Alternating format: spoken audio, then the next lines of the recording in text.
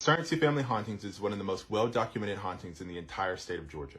Alan Powell Surrency and his family lived in a two-story farmhouse in which the town is named after. In late October 1872, the family saw sticks of wood flying into the house and around the house.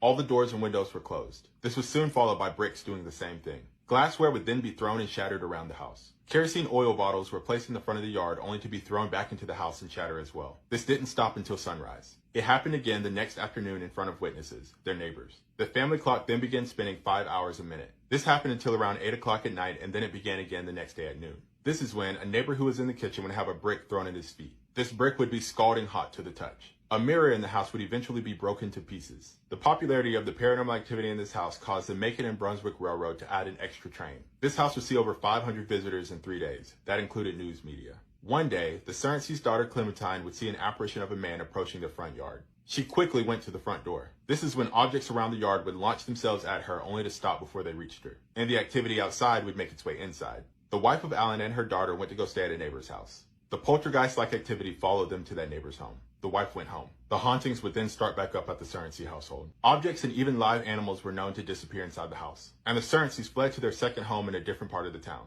This is after a fireplace poker levitated and struck one of their sons repeatedly. They only had a week of peace before the event started again in greater force. The hauntings allegedly stopped after Alan Powell Surrency passed away in the 1870s.